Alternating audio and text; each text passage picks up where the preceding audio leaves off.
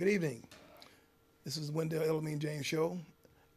Tonight's guest, we have Abu Qadir Elamine, the Imam here in San Francisco. We have, he's a special guest to the show tonight.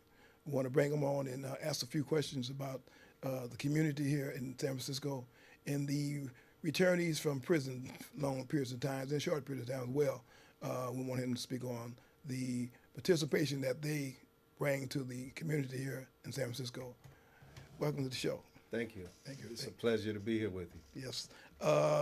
Give us your title and who you are, and allow the community to know you. Yes, my name is Abu Qadir Elamine. I'm the Imam of the San Francisco Muslim Community Center. I've been serving in that capacity since 1984.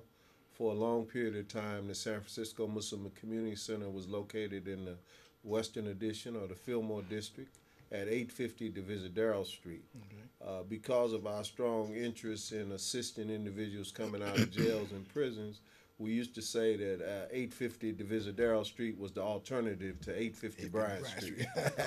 And if you come there, you can learn some skills and get some knowledge and some information that would allow you to avoid falling into the trap of the revolving door of going to jail and prison and being caught up in the criminal justice system. Right, right. I know me coming home, I've been home a short period of time myself. Matter of fact, it'll be 8 months, the 2nd of next month. Yeah. I'll be home. And I attend the masjid that you're the imam at on Mission Street. And I want to ask a few questions on the participation from the people coming out of prison to the masjid. Well, a lot of people, especially from the African American community, as you know, many people, when they're in jail and prison, they get exposed to the religion of Al-Islam. They have a chance to learn about the Quran, learn about Prophet Muhammad, learn about the disciplines of Islam that would help them to become a more fully developed human being. Mm-hmm. So many people, under those circumstances, accept the faith of Islam. Right. And we have a jail ministry and prison ministry where we go into the jails and prisons and we try to offer Islam as an option to people who are looking for some solutions to some maybe age-old problems they may have been confronted with. Right.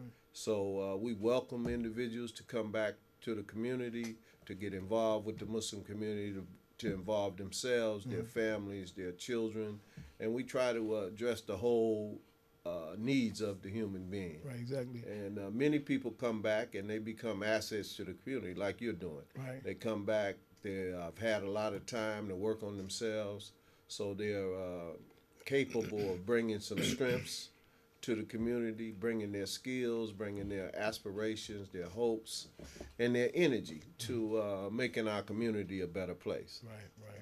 Yeah, I know. I took my shahada in 1988 in Folsom State Prison. Yeah. I met you in DVI. What was that? 2003, I believe it was. Yeah. 2000, somewhere around 2003 or 4. I met you in DVI, and I had heard a whole lot about you before I met you in DVI. Yes. And it was all good things, you know. Yes, so sir. when I met you, it was an honor for me to meet you at our id in DVI. Yeah. Like I say, brothers come in and give us information that we need inside because, you know, in prison we don't get a lot of support. We don't get a lot of assistance in prison. Because I mean, I don't know reason why. You know, and right now we are launching a reentry program, Islamic-based program, because we don't have that. You know, so now we want to give the community something that we really need. We need an Islamic-based program, reentry program, and we want to be able to have the brothers come home from prison and be comfortable coming home instead of going somewhere where they're not comfortable, they're not familiar with. So this is something that we're doing now. So I'm very encouraged by the information you shared with me about that project. Yes. And as you know, for years I worked for the Center on Juvenile and Criminal Justice. I was the program director and also the founder of the supportive living program operated by the Center on Juvenile and Criminal Justice. We founded it in 1991, and I operated it as the director until 2013. And we provided residential treatment for individuals coming out of jails and prison. It wasn't a Muslim program, but it was a program that recognized the faith needs of all of the participants. Right. So we would accommodate Christians, we would accommodate Jews, we would accommodate Muslims, and when we would develop an individualized treatment plan, along with that was trying to help individuals identify a place of worship that they could connect to, Right. to help reinforce their faith as a part of their overall reintegration and return to the community. So we would try to welcome them and make them aware that they had a place. Right. You know, transitioning from prison after being gone for years is, in many cases, a relearning. You have to re-educate yourself because the society has changed. Many of the circumstances in the neighborhoods have changed. The values have changed. Some of the social norms have changed. So we encourage people to gradually come back to the community. First, make an assessment of what's going on. Don't just run out. But sit back, take your time. You had the rest of your life. And we would do the best that we could in assisting people to have appreciation for the newfound opportunity that they have. So we would encourage them to seek higher education, trades, jobs, and then we would offer them family reunification, assistance and things like that, as well as individual counseling and group counseling to help them deal with the challenges of returning to the community. I know myself coming home from prison, because I've just been home just short of 8 months. And me coming home from prison, I did 27 years, 9 months in prison. And for me coming home, it was difficult because I came home ready to go. I'm ready. I got plans. I need to do this. I need to do this.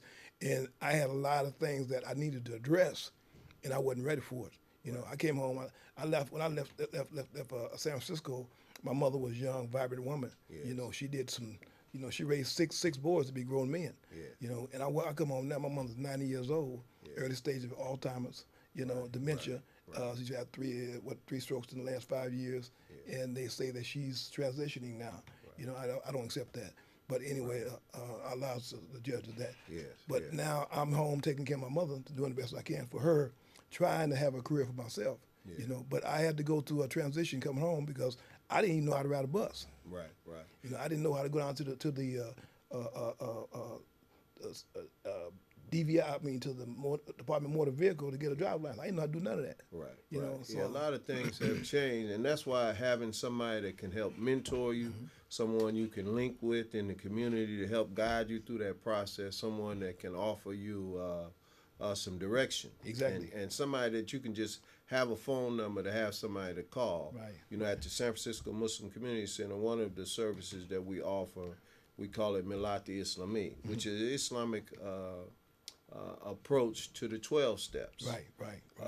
And we try to provide that for people because, as you know, in many cases when people end up going to prison, the statistics say 80% of them drug and alcohol related.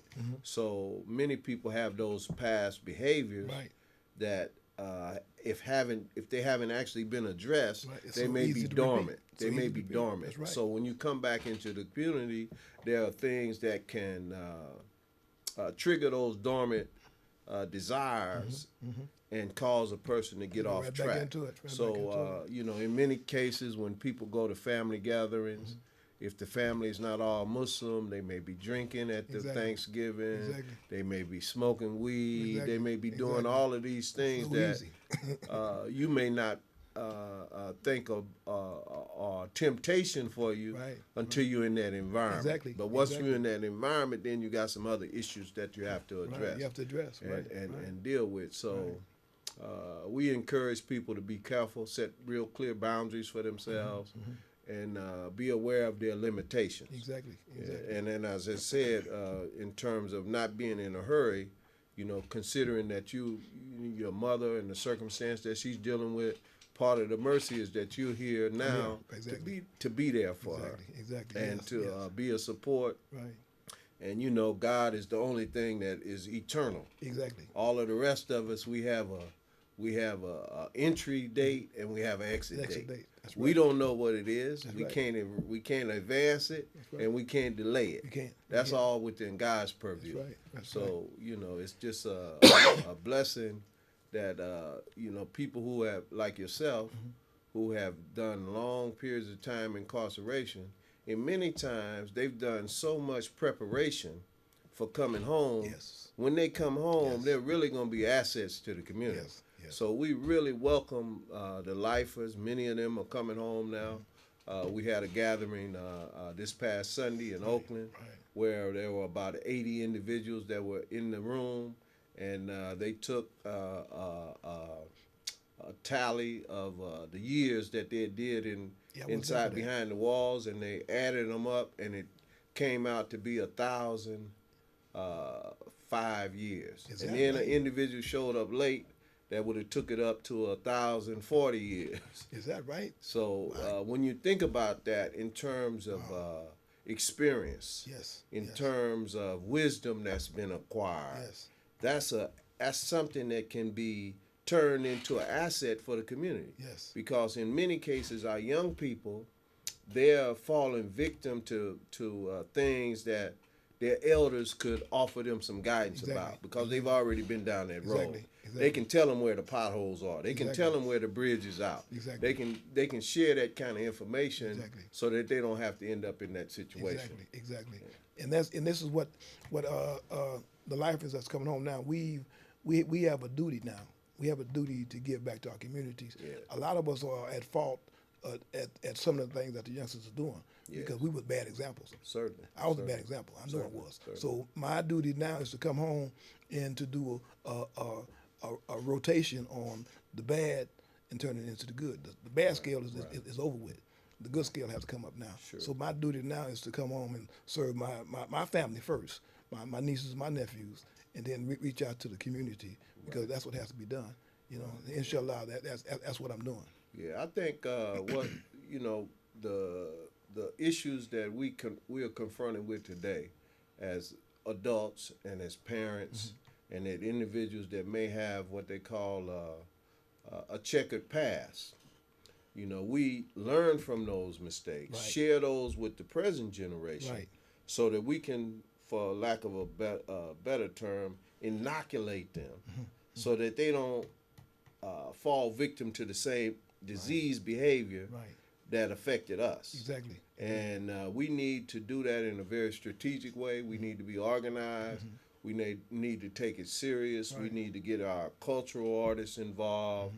We need to get our filmmakers involved. We need to get our faith-based organizations involved. We need the schools involved. We need our political representation, our supervisors and our mayors and our governors and even our president addressing the issue of criminal justice. Because with this reentry, many people are coming out of prison now, and there's no safety net in place. It's not. So we have to create that safety net.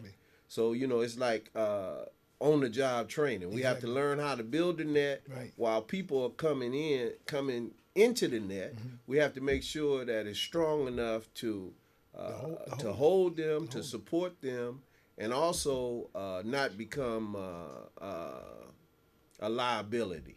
We don't want them to become a liability. So we have to accept that if we don't do something for them, they're coming back to the community anyway. They're coming back. So if they're coming back and there are no jobs, there are no opportunities, there's no housing. If Wall Street can live in the ivory towers and Main Street, you're on the sidewalk. That's a civilization doomed for failure. That's right. If the inequities in the distribution of wealth continue to grow, the scales are imbalanced. Eventually, a structure like that will fall. It will fall. So we have to begin to address some of these issues.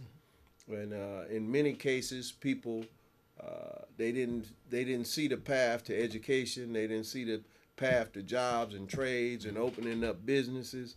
But now many of them coming back with a renewed vision, with plans and dreams, and we should assist them in achieving that. I know there was a group of ex-offenders who were going to Stanford University, and they were helping them to develop business plans and helping them to not only come out and look for jobs, but come out and have resources to support them in creating businesses. Right, right. You know, right. and we can do a lot with cottage industry businesses. Sure we can. Individuals can start small businesses with having a vision for growing that business and creating jobs and Right. creating opportunities for others. Right. And I'm not going to try to limit it to what field they should go in, but people always eat. People wear clothes. Right. People need their cars washed. Right. People need their lawns cut. Right. People need their houses painted. They have jobs that they can create for themselves. That's right. They definitely do. My thing is that when a lot of the lifers that I left behind in prison, Yeah. we had a program, and it was a lifers program, and it was to come up with some kind of program that you're going to have for yourself, Yeah. to create money for yourself. We don't want to come back and let somebody just give us money. Right, We want right. to make money for ourselves. Right, So right. we came up with a program where we made jobs for ourselves. Just let me out, I'm going to make a job for myself. Sure. My dreams that I dreamed in prison, all of them are coming true. Right. You know, Yeah. I made dreams, and all of them are coming true because I'm making it happen. Yes, You know, yes. I didn't come home and just sit down. That's You know, wonderful. and that's what we have to do. We have to come home and we have to make our dreams come. If you can dream something, you can make it a reality. That's right. And that's a fact.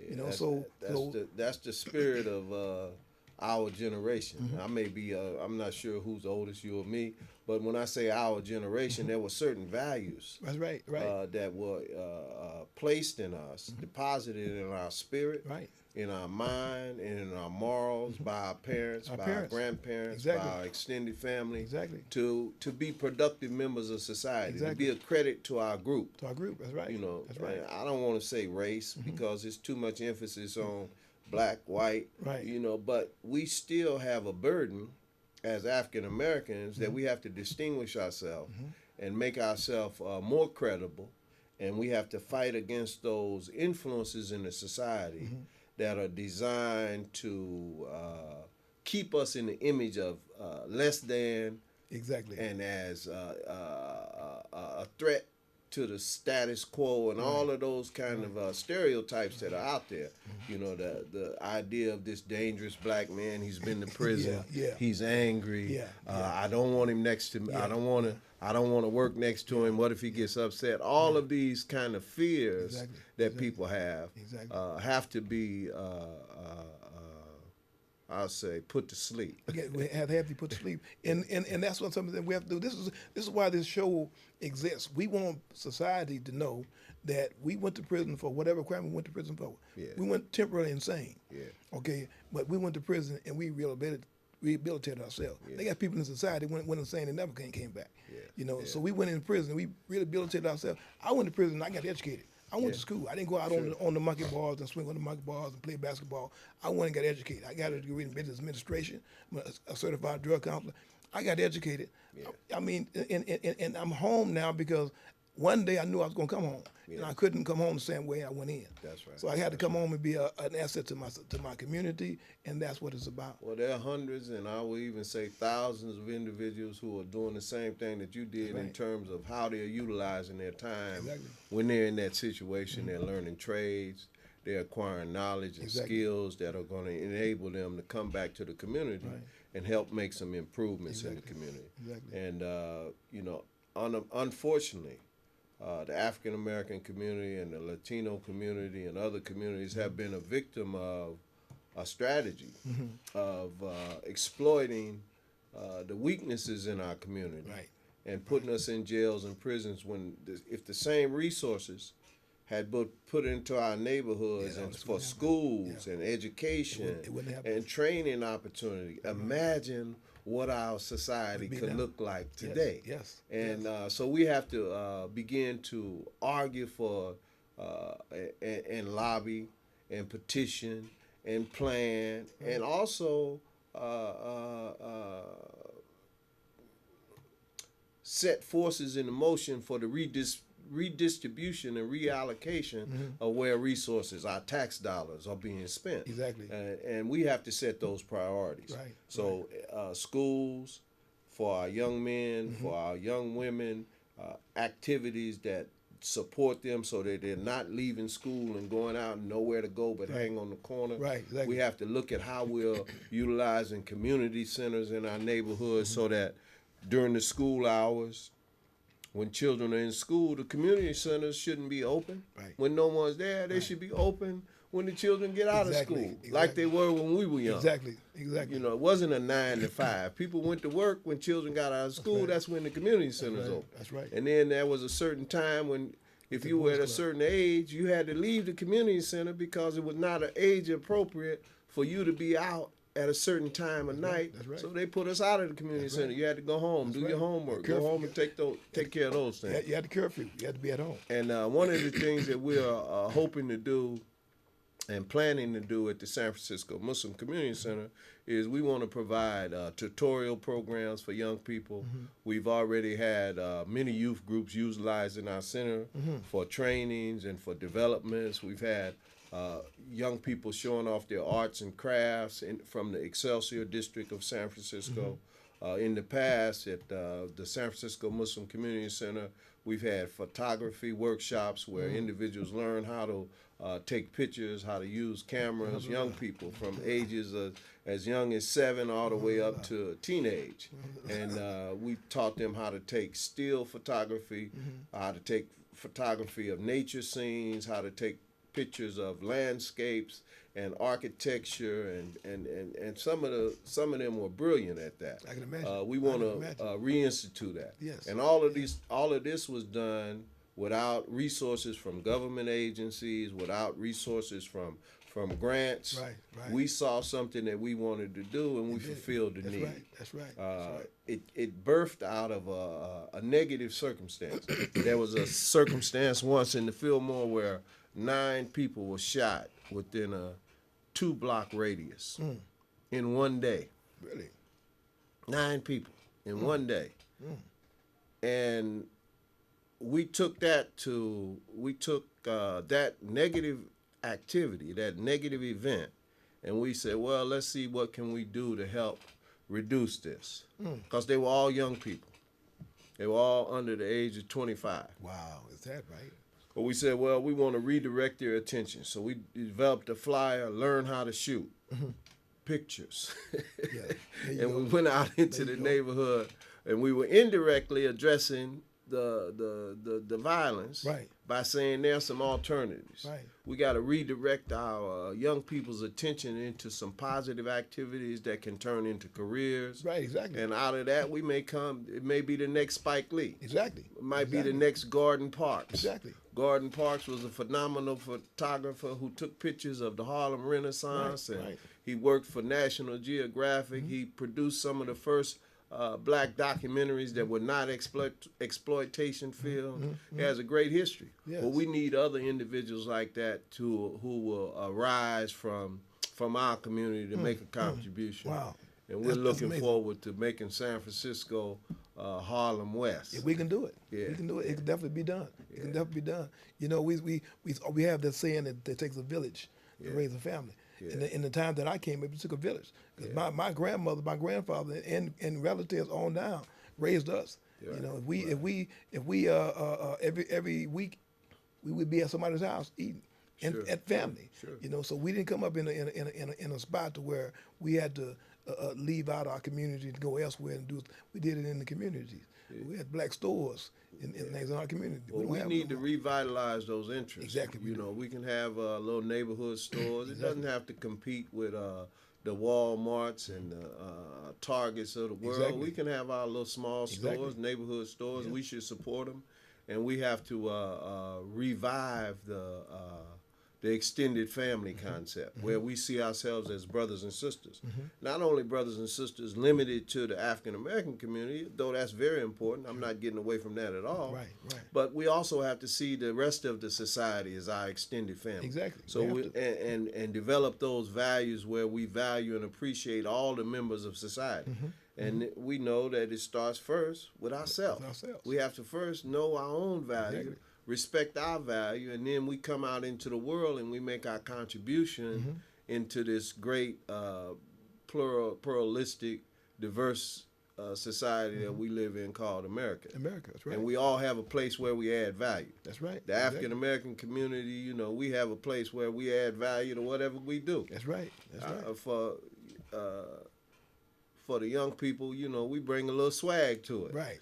You know, if we get on the basketball court Right. or the football field, or if we get in law, Right. if we get involved in engineering, if we get involved in technology, if we get involved in mechanics, if we get involved in painting cars, Right. or whatever we do, we're gonna bring our taste to it. Exactly. And Exactly. then that's gonna come out.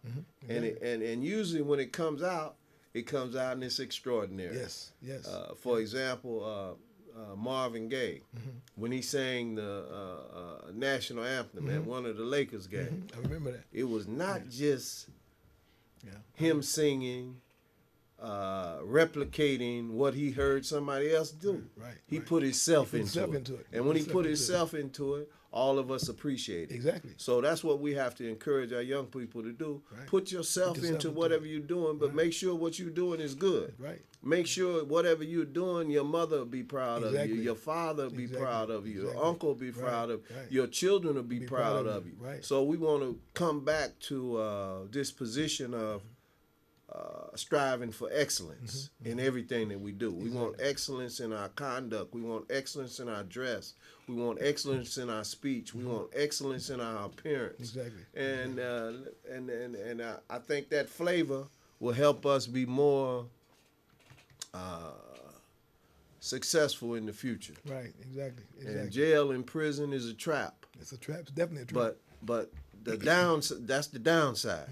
The upside is look at all of those men and women who have learned from that experience and are going to be coming back to our neighborhoods, and they have a wealth of knowledge and information that they can share with us. Right. And they also have a spirit for doing what they need to do with the time that they have left. Exactly. And that's a powerful. Yes, it is. It's That's powerful. a powerful expression that's coming It's out. powerful. So I It feel really is. good about it, you Yes, know. And yes, as I yes. said, I worked with the criminal justice system for the past 36, 37 years. You know, I worked with the Federal Correctional Institution in Pleasanton when I was living in Oakland. I went there as a representative of Masjid Warathin, and it was contracted with Masjid Warathin, and I was the chaplain that went to Federal Correctional Institution in Pleasanton.